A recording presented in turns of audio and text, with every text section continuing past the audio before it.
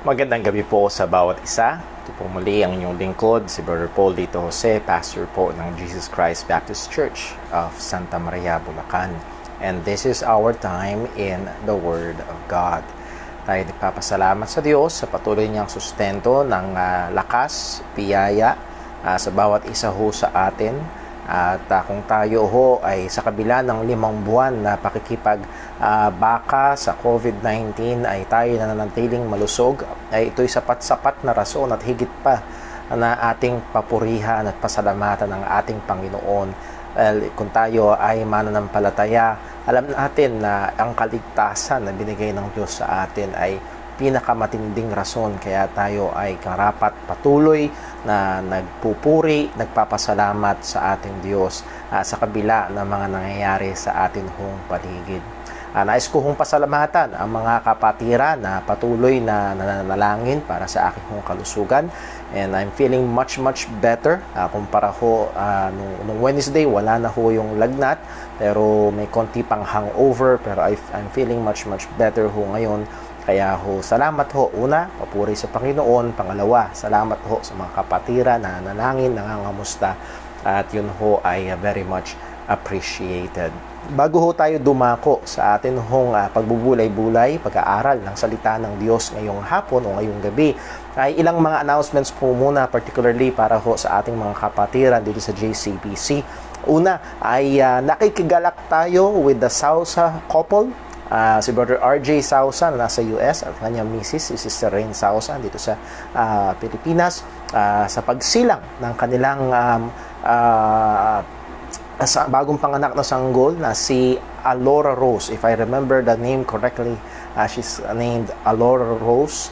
And alam ho natin na pinag-pray natin, and salamat sa Diyos, very safe and successful delivery ni Alora Rose. So let's pray for the recovery of Sister Rain. Alam ho natin kapag cesarean operation ay medyo matagal-tagal yung recovery. So let's pray for her, and I would like to encourage also ladies, keep those encouragement coming to her. Tawa ay magkapag-minister ho ang ating mga, lalo na ang mga nanay ho sa kanila.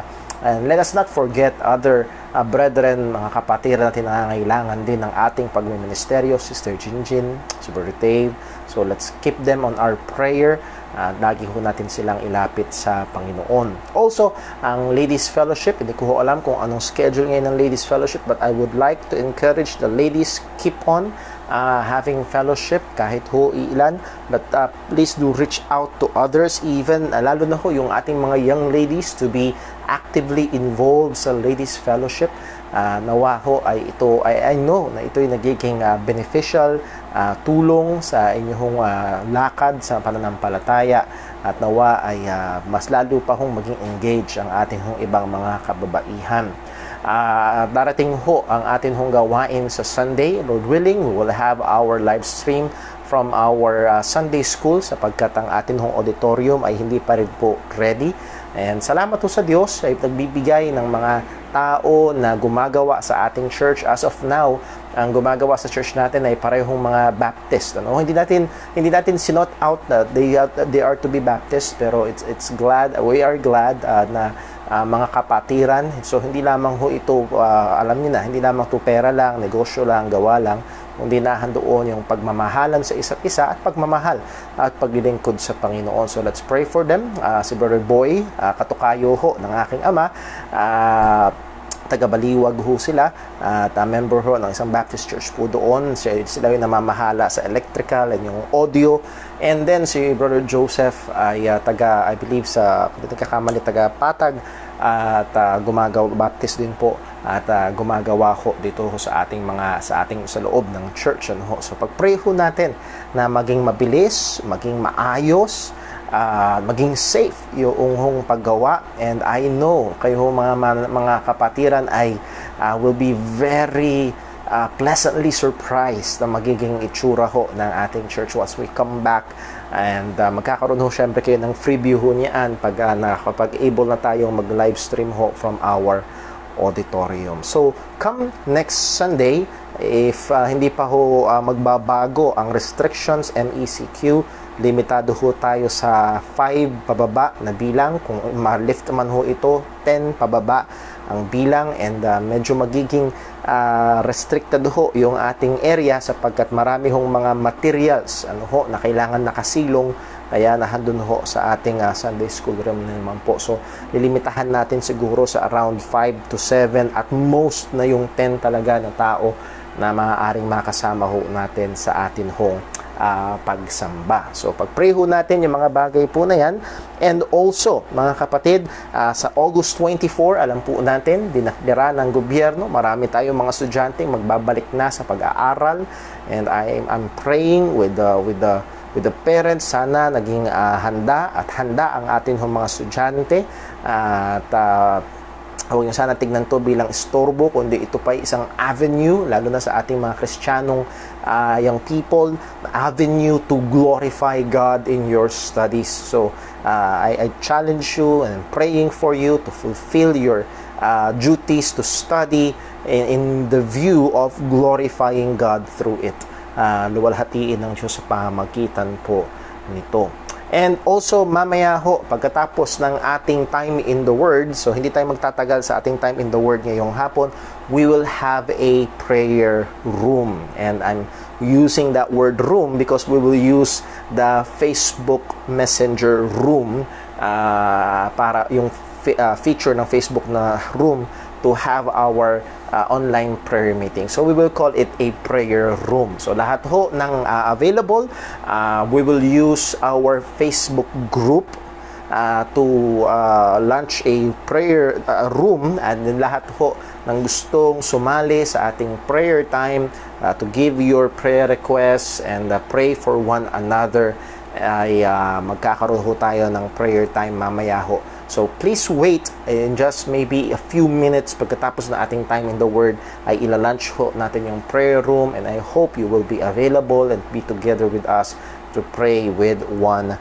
another. So those are our reminders and our announcements, at sana ho tayo ay patuloy na excited, looking forward to the day that we will be able to come together, to worship together, to fellowship together, and lalo na tayo mas maging excited sa pangako ng Panginoon na isang araw babalikan niya tayo at aalisin niya tayo dito sa mundong ito na puno ng kasalanan. And what a day that would be. Napakasarap isipin, napakagandang pag-asa na meron po tayo. Well, ngayong hapon pong ito, our time in the Word will be from the book of Ephesians. From the book of Ephesians.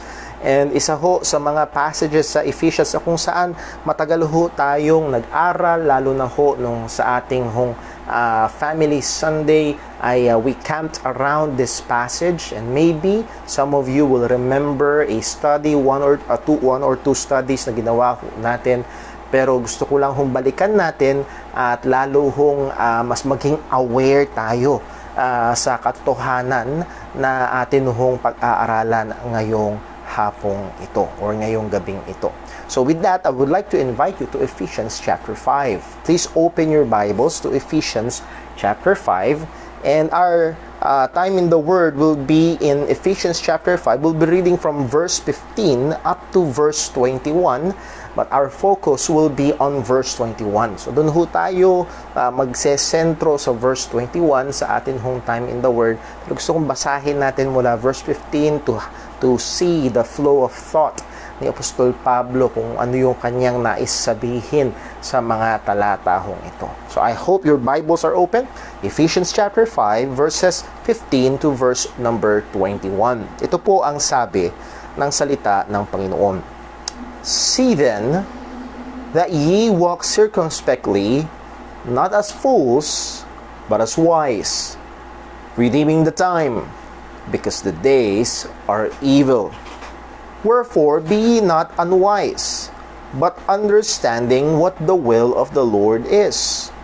And be not drunk with wine, wherein is excess, but be filled with the Spirit, speaking to yourselves in psalms and hymns and spiritual songs, singing and making melody in your heart to the Lord, giving thanks always for all things unto God and the Father in the name of our Lord Jesus Christ, submitting yourselves one to another in the fear of God. At ang atin hong pag-aaralan or devotion ngayong hapon ay maaari ho nating bigyang pamagat na the fear of God in everyday life. Or pwede nating baliktarin, living everyday life in the fear of God. Tayo ho muna ay manalangin. Panginoon naming Diyos, aming Ama sa langit, nagpapasalamat kami sa iyong kabutihan, sa iyong katapatan, sa iyong mahabang pasensya, sa iyong habag. Kagaya ng sinabi ng iyong salita, truly, O God, your mercy endureth forever. Dahil tunay, Panginoon, kung ibibigay mo sa amin ang sang-ayon sa aming mga pamumuhay, Panginoon, kapwa kami, lahat kami ay mapapahamak at mapupugnaw. Pero ang iyong pasensya ay mahaba. Ang iyong pagtitimpi ay matagal. At nahandon, O Diyos, ang katotohanan na kami ay iyong minahal at ibinigay ang iyong bugtong na anak upang magligtas sa amin. Salamat po, O Diyos. Salamat. At kaming mga anak kay Kristo ay tinatrato mo, dinidil mo bilang iyong mga anak. Salamat, Panginoon, sa mga dakilang katotohanan po na ito.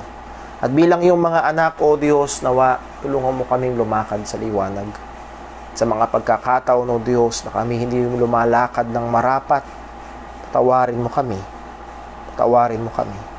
Panginoon, bigyan mo kami ng puso na mas sensitibo pa sa kasalanan, na mas namumuhi pa sa masama, na mas nagagalit sa kasalanan. Lord, hindi sa iba, kundi lalo't higit sa aming mga sariling kasalanan sa aming mga buhay.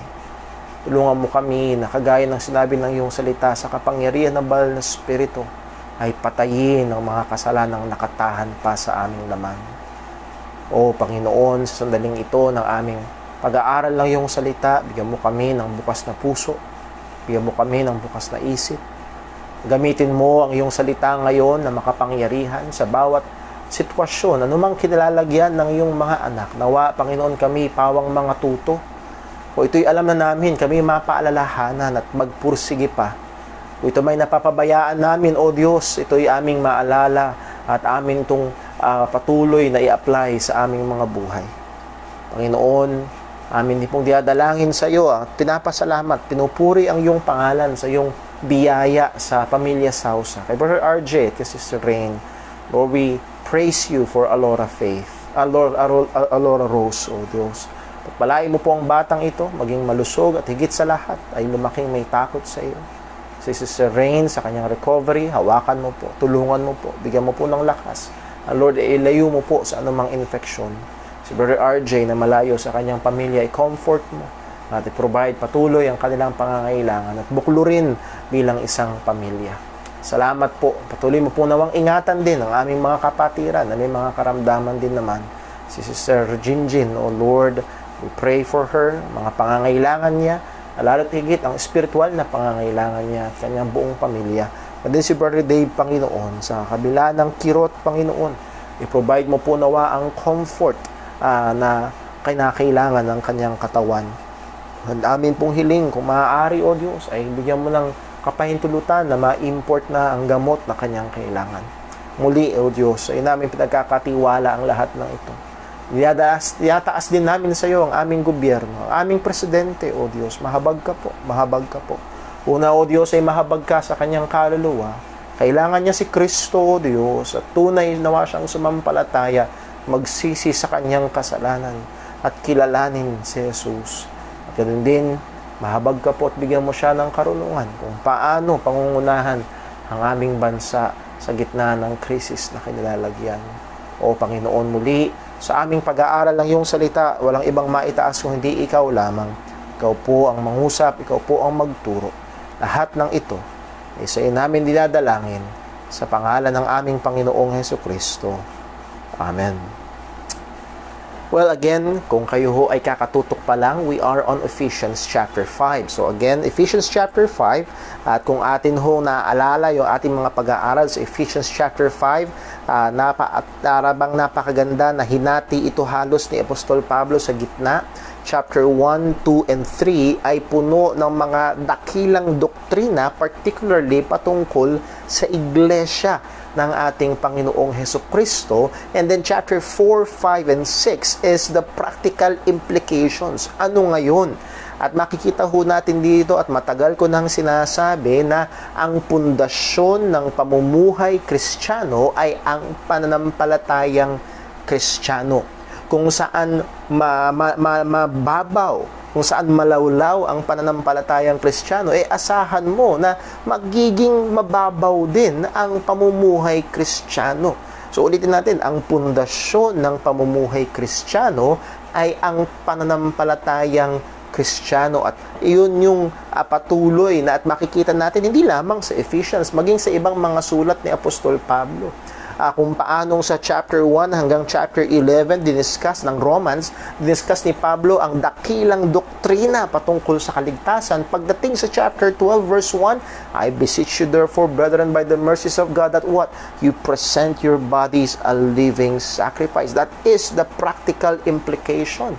Dahil ganun katindi ang pagliligtas ng Panginoon, ganito dapat ang pamumuhay. So again, I'm just emphasizing the truth that Christian life is dependent upon Christian doctrine or Christian truths. At makikita ho natin dito ang isa sa mga aplikasyon at hamon ni Apostol Pablo sa mga mananampalataya.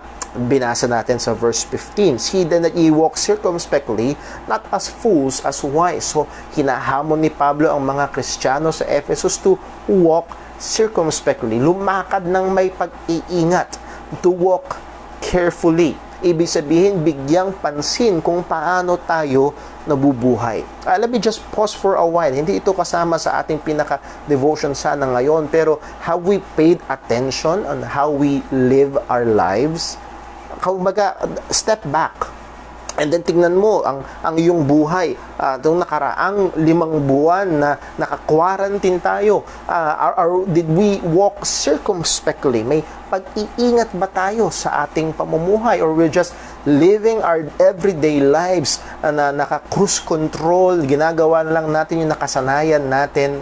Well, that ought not to be. We should be always paying attention. See them. Kailangan nating siguraduhin ito, that ye walk circumspectly, not as fools, but as wise. Well, anong ginagawa ng wise? Redeeming the time, because the days are evil. Ito yung madalas nating challenge sa bawat isa. Don't waste your quarantine. Don't waste your time. Redeeming the time. Tubusin, lubusin ang oras. At anong sabi? Bakit daw kailangang lubusin? Bakit kailangang samantalahin? Because the days are evil. Yes, madalas ko na marami na akong mga nababasa, mayroon akong mga kapatirang na-encounter from other churches na talagang, Brother Paul, ito na yung signs of the times, pasama ng pasama, ito na yung COVID, ito na yung pestilences, ito na yung, yes, those are parating ng parating yaan, at sa iba't ibang aspeto, not just sa aspeto ng kalusugan, hindi lamang sa aspeto ng ekonomiya, hindi lamang sa aspeto ng kapayapaan or gera, pero tunay ay ang kalagayan ng ating panahon ay pasama ng pasama. Kaya nga ang mga Kristiyano ay hindi dapat patamad ng patamad, hindi dapat patulog ng patulog, kundi we must be redeeming the time. At isa pa sa mga utos ng Panginoon ho dito, not just that we walk circumspectly, redeeming the time. Verse number 18, ang sabi, "Be not drunk with wine, but be filled with the Spirit." Inutusan tayo, be Spirit-filled, na tayo ay puspos ng banal na Spirito. Ano ang manifestasyon nito? Paano makikita ang kapuspusan ng banal na Spirito? Dapat ba kung ano-anong tunog ang lumalabas sa iyong bibig na hindi nauunawaan? Well, hindi. At actually, wala yun sa Biblia. Ang speaking in tongues sa Biblia ay lingwahe. at hindi ito mga gibberish sounds na hindi maunawaan. Pero ang punto ho dito, ano ang manifestasyon ng filled in the Spirit? Verse 19, speaking to yourselves in the psalms, hymns, and spiritual songs, singing and making melody in your heart to the Lord. There is that outpouring of praise, outpouring of glorifying God. And then speaking to yourselves, ministering to one another. Verse 20, giving thanks. Handun yung puspos ng banal na Espiritu na handun yung hindi matapos na pagbibigay pasalamat sa Panginoon. And then, verse 21, ito ho tayo talaga magbibigay ng atensyon. Ang sabi, submitting yourselves one to another in the fear of God. So, in verse 19, 20, and 21, Apostle Paul unpacked kung ano ang itsura ng isang taong filled with the Spirit. Yes, marami pang pwedeng sabihin. Yes, we can go to Galatians chapter 5, the fruit of the Spirit. Pero in this, sa buhay ng mga taga-Efeso, gustong ipaalala ni Apostol Pablo na ito yung ilan sa mga katangian. Dapat nakikita ito. Dapat nagmamanifest ito. At isa sa mga binigyang pansin ni Apostol Pablo sa verse 21 lalo na ay seemingly siya ay lumabas sa pintuan ng iglesia at pumasok sa mga tahanan at pumasok sa lugar trabaho ng mga Kristiyano at kanyang sinasabi, kailangan spirit-filled din kayo saan mang lugar. Maging sa loob ng tahanan, yes, sa loob ng iglesia, madaling seemingly maging spirit-filled. Speaking to yourselves in psalms, hymns, and spiritual songs, giving thanks, those are almost natural, even expected inside the church. But how about outside the church? Paano makikita ang pagiging spirit-filled? At dun pinuntahan ni Pablo sa verse number 21. How is it practically manifested? Ang sabi sa verse 21, submitting yourselves one to another in the fear of God. So dalawa ho ang bagay na makikita ho natin dito. There is the manifestation of being spirit-filled through our personal relationship with others. Through our personal relationship with others.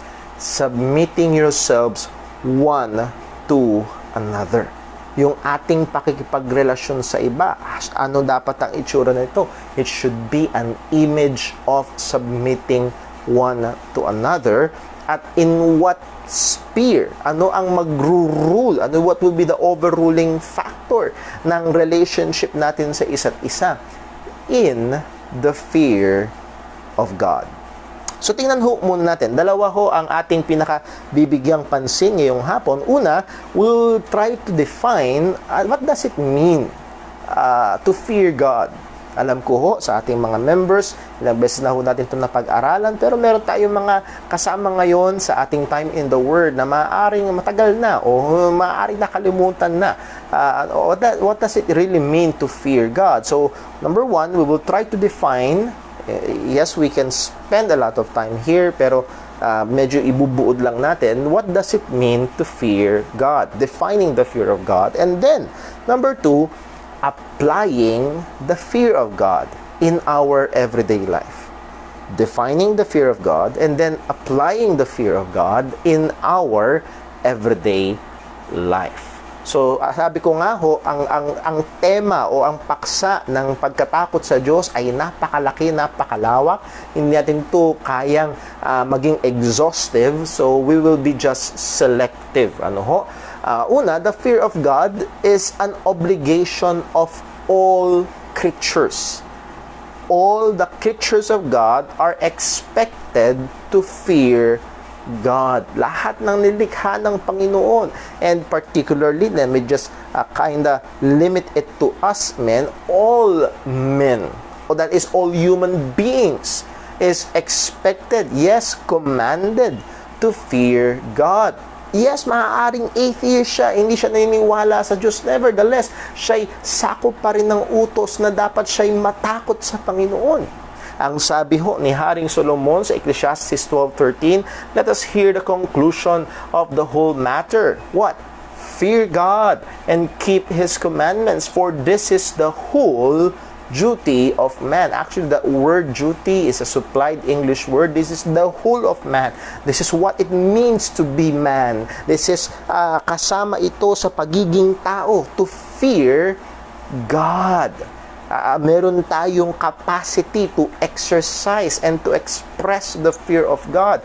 Ito'y naghihiwalay sa atin sa mga hayop o sa ibang mga nilikha ng Panginoon. So, again, the fear of God. Fear God and keep His commandments. So, hindi lang ito para sa Kristiyano, hindi lang ito para sa mananampalataya, ito ay para sa lahat ng tao. Naniniwala ka man sa Diyos o hindi, siniseryoso mo man ang mga bagay relihiyon o hindi, maaaring nakikinig ka ngayon at itong natsambahan mo lang ang pakikinig dito at para sa iyo walang hindi mahalaga ang Bible, hindi mahalaga ang patungkol sa Diyos. Patay naniniwala kang merong Diyos, but it ought not to be.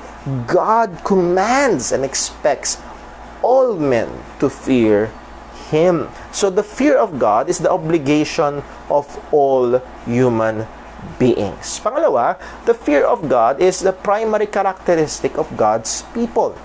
Pag binasa natin ang Biblia, isa sa mga pangunahing karakter o pangunahing nagde-describe sa mga mananampalataya ng Diyos, sa mga tunay na tao ng Diyos, they are described to be God-fearers.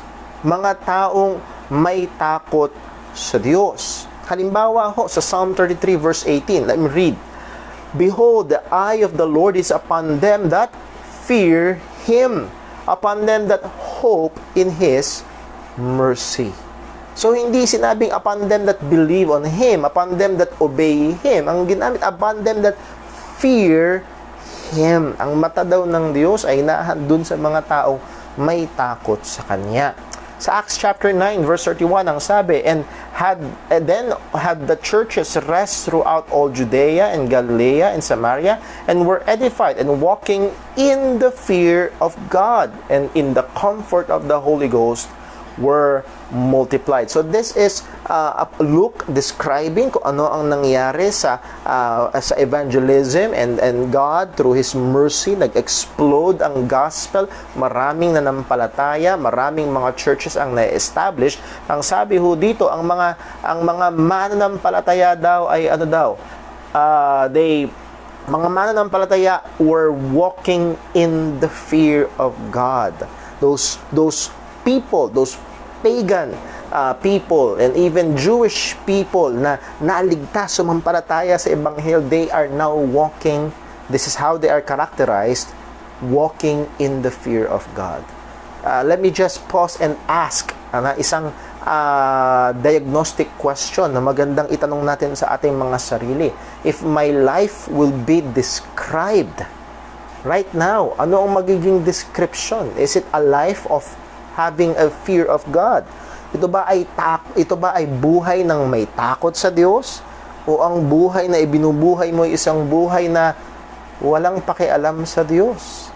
Kapag ang mga tao sa paligid mo ay binigyang pansin ka, nakikita ba ang pagkakaroon ng takot sa Panginoon? Well, so much with that. So the fear of God is an obligation of all men. The fear of God is the primary characteristic of God's people. But what is the fear of God? Ano ba ang takot sa Diyos? Ano bang ibig sabihin nito? Well, meron dalawang side. Para bang isang barya, isang barya laging may dalawang side. So let's look at one side. The first side is to really fear. That is to have a dread, fright, as in takot talaga. To be horrified, sindak, matinding pagkabahala or pangamba. Naalala niyo ho sa Hebrews chapter 10, anong sabi ng writer ng Hebrews? It is a fearful thing to fall into the hands of the living God. Brother Paul, di ba na maisip? Brother Paul, bakit ganun? We as Christians take comfort. Ang sabi ni Jesus, walang makakaagaw sa atin sa kamay ng Ama. But bakit ang sabi, it is a fearful thing. Now, if you are God's sheep, you do not need to fear. It is your comfort.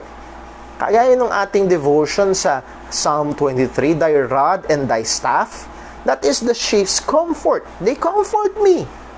Pero kung ikaw yung leon, kung hawak ng pastol yung rod and staff, tumakbo ka palayo. Kung ikaw ay kalaban, hindi ito para sa'yo. Hindi ito for your comfort. You ought to be in fear. Kung ikaw ay isang sibilyan at nahandyan ang militar, hawak-hawak ang baril, hindi mo dapat ito ikatakot. Comfort yan, may pagtatanggol ka. Pero kung ikaw ay kaaway, kung ikaw ay kriminal at nakita mong hawak ng pulis ang baril, matakot ka. At yun ang punto sa isang hindi mananampalataya, sa isang hindi totoong Kristiyano. Dapat kang matakot sa Diyos. Hindi mo kakampi ang Diyos. Ang sabi ng salita ng Diyos, ang Diyos ay galit sa masama araw-araw.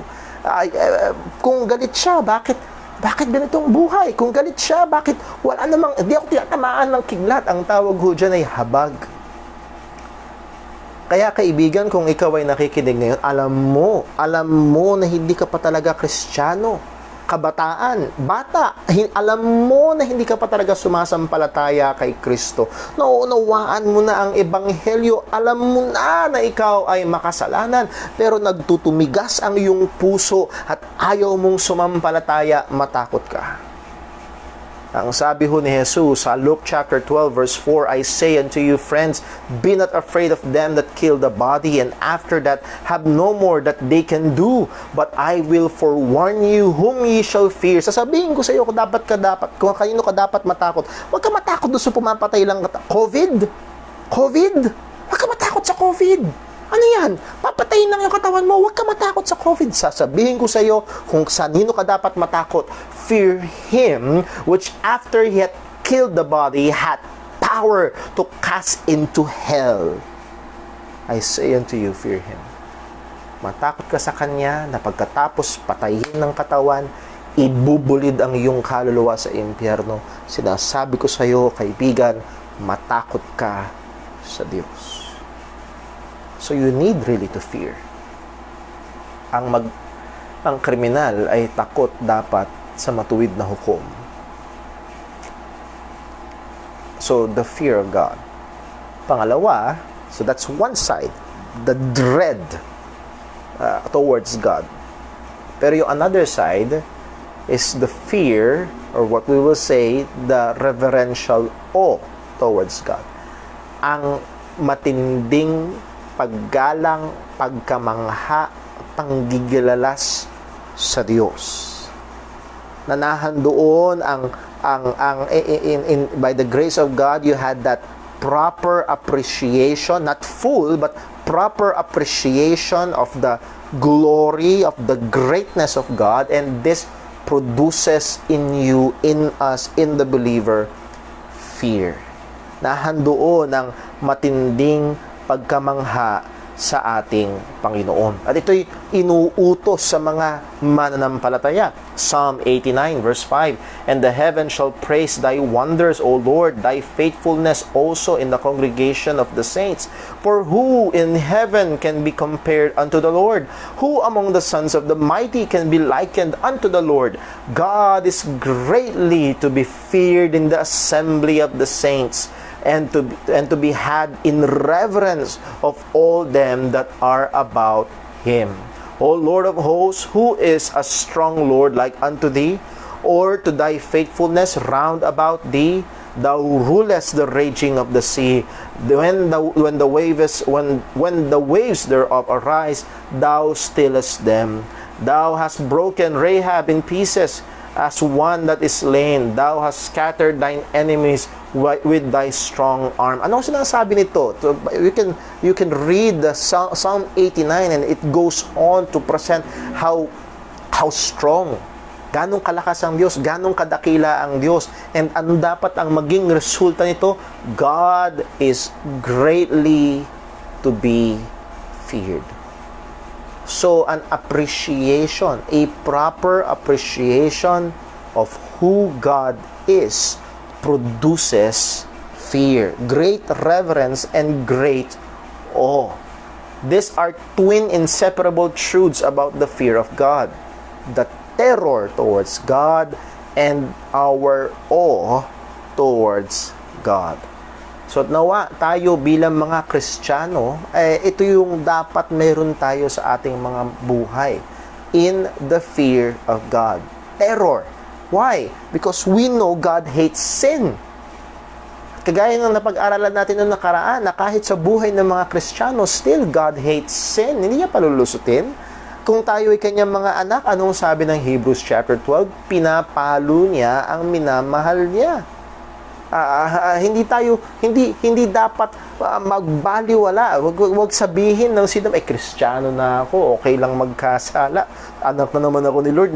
At exactly, anak ka ng Diyos at dapat matakot ka sapagkat kung tunay kang anak, ay papaluin ka ng Diyos kung ikaw ay mamumuhay o gagawa ng kasalanan o hahakbang o mamumuhay sa paraan na hiwalay sa kalooban ng Panginoon. At kung sakaling magtutuloy-tuloy ka sa ganung kalagayan at walang palo, ang sabi ng Biblia, hindi ka anak.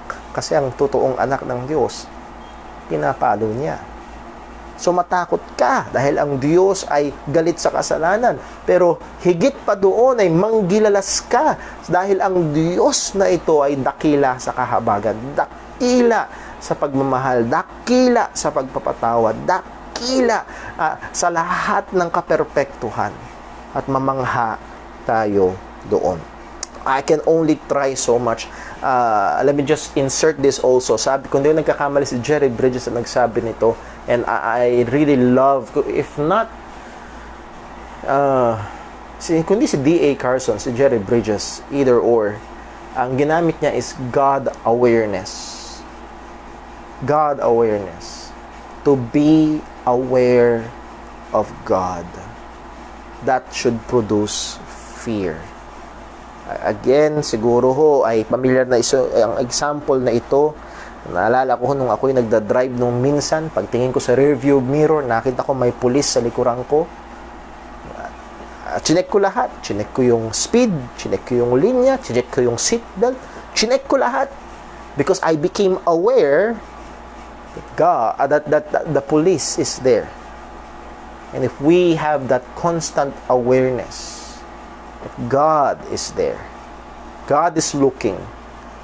Young people, maaaring hindi nakikita ng magulang mo kung anong binabrowse mo sa Facebook, but God is there. Hindi maaaring hindi na nakikita kung anong titignan mo sa cellphone, but God is there. Mister, maaaring hindi ka nakikita ni Mrs. kung saan ka pumupunta, but God is there. Be aware of God. Maaaring hindi naririnig ni Mr. ang lumalabas sa bibig ni Mrs. But God does. The awareness of God. And we need that. Kailangan natin yan. So, we try to define in a very short way, and I pray na pagbulay-bulayan nyo pa ho ito mga kapatid, ang takot sa Diyos. Pero mas gusto ko pumunta doon sa pangalawang punto, which is applying the fear of God in our daily lives. Applying the fear of God in our daily lives. So, balik tayo doon sa ating text sa Ephesians 5 verse 21. Ano po ang sabi? Submitting yourselves one to another in the fear of God. Doon sa mga hindi natin nakasama nung simula, ang pinaka-konteksto ho nito ay inuutosan ni Pablo ang mga Kristiyano to be filled in the Spirit. Of the Spirit. At isa sa mga katangian, isa sa mga kaparaanan, isa sa mga lugar na kung saan makikita ang kapuspusan ng banal na spirito o manifestasyon nito ay ito, submitting yourselves one to another. And what's that? It's our relationship to other people. So being filled with the Holy Spirit will be manifested in how we deal daily with other people. Kagaya sinabi ko ho kanina, sa church, there is that temptation to perform, to play the part, to look like. At sasabihin natin medyo mas, sabihin natin medyo mas madali. I'm speaking in a human, and I hope nakukuha nyo mga kapatid. Madaling kumanta ng To God be the glory. Madaling talagang doon yung sense na talagang tinutulak natin ng isa't isa na maglingkuran, na magmahalan, na magpalakasan. But when we go separate ways to our own houses, to your work, paano makikita itong pagiging puspos ng banal na Espiritu? Ang sabi ho dito ni Pablo, submitting yourselves one to another. What's that? Relationships. Being filled with the Spirit will be manifested in our daily relationship with others. So how should we live out our daily relationship? Ang sabi ho dito, in the fear of God. Naalala ko ho nung pinag-aralan ho natin to nung unang pagkakataon, para akong humampas sa pader na oo nga, para bang hindi masiguro magpas sa pader, parang binuksan yung ilaw, ting! Wow! Kailangan ko to, kailangan natin to, kailangan ng church natin to, kailangan ng bawat mananampalataya ito. Ano daw? All our daily relationship to whomever must be lived in the sphere of the fear of God. Anong sabi ni Pablo? Submitting yourselves. Sino yung yourselves? Actually, pag tinuloy niyo yung basa, and I would like to encourage you na ituloy ang basa hanggang chapter 6, verse number 9. Dahil ang thought na ito ay magtutuloy-tuloy hanggang chapter 6, verse 9. Sino yung yourselves doon? Husband and wife. Parents and children. Masters and slaves. Or sa term natin ngayon, employee-employer. Ibig sabihin, sa relationship sa bahay, sa relationship sa labas ng bahay, this ought to be lived in the sphere of being in the fear of God. Submitting yourselves one to another in. At yung word na in na yun ay mahalaga. It is a locative word. It means it's in the sphere. Yung kanina ko pa sinasabi, nasa loob ng pagkatakot sa Diyos. So hindi ito yung takot sa Diyos i-inject mo sa relationship between husband and no. Dapat yung relationship between the husband and wife ilalagay mo under the large sphere, within the great sphere of fearing God. That's how should we live our spiritual lives, our daily Christian life. So yun ho sinasabi ng iba na ang buhay Kristiyano, yung ginagawa ng iba na buhay Kristiyano sa church lang, tas pagdating ng Lunes hanggang Sabado, hindi mo makilala kung Kristiyano o hindi sa bahay o sa trabaho, sa eskwelahan. That ought not to be, mga kapatid. Hindi uubra yun, hindi papasa sa pamantayan po ng salita ng Diyos. So, paano ho ito makikita? Makikita natin to sa verse 22 hanggang 23. Binigyang pansin, wives, submit to your husband in the fear of God. Husbands, love your wives in the fear of God. By the way, bago ko makalimutan, therefore, ang magro-rule is not the culture but the fear of God. Maging maingat ho tayo dito. Madalas, yes, lahat tayo apektado ng kultura. Tama ho ba? Kung ang Amerikano, meron silang American culture. Ang Hapon, meron silang a Japanese culture. And they will live out their spiritual, they will live out their Christian lives in the context of that culture. Kaya natin, meron tayong Filipino culture. But what should dictate our living out our life? Para alam niyo yung ibig sabihin, well, ito yung kultura nating Pilipino, ganito yung ibubuhay. Well, it should be primarily ibubuhay natin ito ng may takot sa Diyos. Kahit na, listen, kakaiba sa kulturang Pilipino. Kahit na hindi ito yung nakaugalian. Halimbawa, pero po nakaugalian kasi namin sa bahay. Nakita ko kasi sa nanay at tatay ko. Pag tama yung nanay ko, dudurugin niya talaga yung tatay ko. Yun yung nakita namin, yun yung nakaugalian namin, yun yung kultura namin sa pamilya. Kung sino ang tama, dudurugin yung mali. Well, ang sabi ng Bible, wives, submit to your husbands. Actually, pagdating sa dulo, verse number 33, nevertheless, let every one of you in particular also love your wife, his wife, even as himself, and the wife see, that is siguraduhin ng wife, that she reverence the husband. Hindi yun reverence na sambahin, kung hindi galangin, siguraduhin ng misis na galangin niya si mister. Hindi durugin ang pride ni mister. At sa mister naman, well, nakaugalian ko kasi namin eh. Yun ang ginagawa ng nanay at ng lolo at lola ko eh. Pag galit ang tatay ko, binubugbog niya si nanay. Yun yung nakaugalian na, yun nakita namin. Well, that ought not to be the ruling factor. It should be what? In the fear of God. Ito ang magdidikta.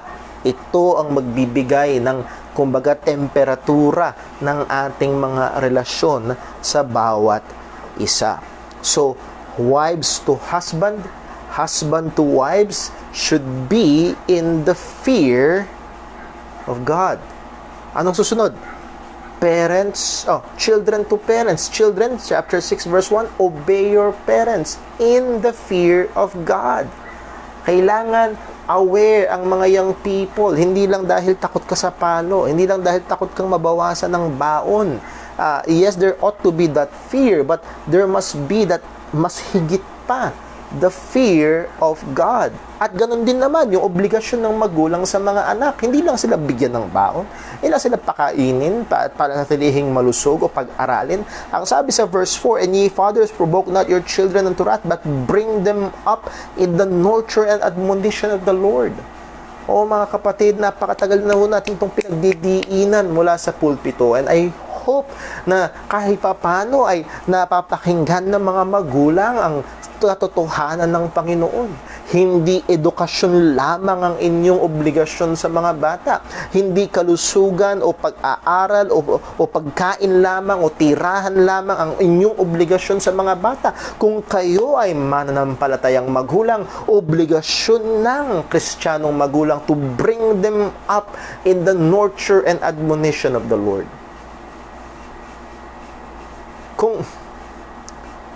Sige. Ang magulang, pinakain mo, pinag-aral mo, dinamitan mo, binigyan mo ng bahay na matitirahan, at minahal mo ang iyong anak. Anong pinagkaiba mo sa hindi ligtas? Ginagawa rin nila yun. Anong pinagkaiba sa hindi ligtas? Ginagawa rin nila yun. Ito ang malaking pagkakaiba ng Kristiyanong magulang. You bring them up in the nurture and admonition of the Lord. Kung ginagawa mo na pinag-aaral sila, pinapakain sila, salamat sa Panginoon, pero hindi ka naiiba sa hindi ligtas na magulang. Ang pinakamalaking pagkakaiba ay ituturo mo rin sa kanila ang pagkatakot sa Diyos. And you do that in the fear of God. So the husband would love the wife in the fear of God. The wife will submit to the husband in the fear of God. The children will obey and honor their father and their mother in the fear of God. And the parents will do their obligation and bring them up in the nurture and admonition of the Lord in the fear of God. And then lastly, servants, obey your master, or employee, obey your boss. And then, boss, employer, be fair to your employees in the fear of God. So, ano ang punto ng lahat ng ito? Ang mga mananampalataya ay kailangang mamuhay sa estado ng pagkakaroon ng takot sa Diyos. There is no off-limits for the fear of God. From your most intimate relationship. Pinaka-intimate relationship was that husband and wife relationship. Must be in the fear of God, to your most casual relationship. May that be your boss at the job, or yung kapitbahay mo, it must be, or yung kaklase mo, kaibig, it must be lived in the fear of God. And I hope na nagdidikta ng ating pamumuhay natin ngayon ay hindi the fear of the virus, but the fear of God. Submitting yourselves one to another in the fear of God. Isang magandang gawin ng mga Kristiyano ho ngayon ay ipanalangin. Hingin sa Panginoon na tayo ay magkaroon ng puso na may takot sa Kanya. Ang sabi ho ng mga awit sa Psalm 86 verse 11, dito ho tayo magtatapos. And again, reminder ho, after our time in the Word, maghintay lang kayo ng mga 1 or 2 minutes. Mag-create ho ako ng room sa ating FB group, JCBC, Jesus Christ Baptist Church of Santa Maria Facebook group. Mag-open ako ng room, and I hope magkita-kita ho tayo doon for our prayer room or prayer time. Magkaroon tayo ng sandaling prayer meeting. Sa Psalm 86 verse 11, dito ho tayo matatapos. Psalm 86 verse 11.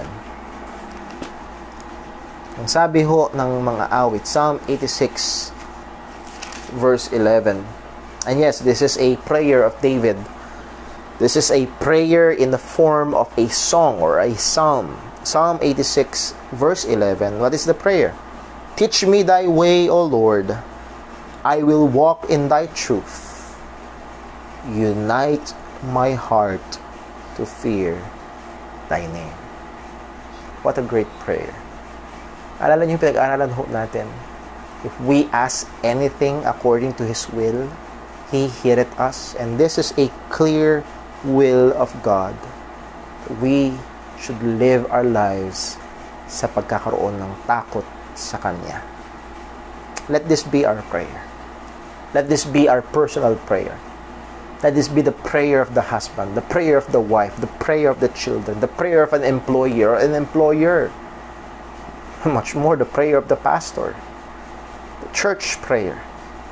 Unite our heart to fear your name. Nawa, ito ho ang maging direksyon. Ito magbigay ng direksyon sa ating pamumuhay. Ito ang mag-set ng ating relasyon even within the family. May iba't ibang kultura man tayong kinalakihan, iba't ibang example na nakita sa atin hong mga magulang. Yes, salamat sa Panginoon, lalo na sa napakamagagandang mga bagay na ating nakita at natutunan sa kanila. Pero let that all be lived in the spirit of the fear of God. Be constantly aware. We'll be constantly recognizing God and His authority and His power over us. Anumang aspeto, anumang relasyon sa ating buhay. Submitting yourselves one to another in the fear of God. Let's pray. Panginoong Diyos, aming Ama sa langit, salamat po sa biyaya mo, sa paalala mo, sa rebuke mo, Panginoon, sa mga pagkakataon na nakakalimutan namin. Ang nagdidikta ng aming pamumuhay ay mga nakasanayan namin, ang kapaligiran namin, ang balita, ang pera o kawalan ng pera, ang kalusugan. Tulungan mo kami na mamuhay sa pagkakaroon ng takot sa iyo. Nakilalanin ka sa aming mga buhay. Gaano ka kadakila, gaano ka kabuti, gaano ka kabanal, gaano ka kagalit sa kasalanan. O Panginoon, nawa, ito'y magdulot sa amin ng mas malalim, tunay, nararamdaman at ibinubuhay na pagkatakot sa iyo. Kagaya ng panalangin ng mga awit, O Diyos, pagkaisahin mo ang aming mga puso sa pagkakaroon ng takot sa iyo. Palain mo kami, gamitin mo kami maging sa aming sandali ng prayer time, maluwalhati kang patuloy. Dalangin namin sa pangalan ng aming Panginoong Hesukristo. Amen. Well, thank you very much po mga kapatid. Again, please wait 1 or 2 minutes. Isi-set up ko lang po yung prayer room, yung ating FB room sa ating Facebook group. And pag nakita na ho, you may join the room and maghihintay lang tayo ng mga 5 minutes and then magpo-proceed ho tayo sa ating prayer time. God bless po. Ingat po tayong lahat. I miss you all. I love you all. Let's keep on praying for Sister Jinjin, Brother Dave, and also recovery po ni Sister Rain. God bless po.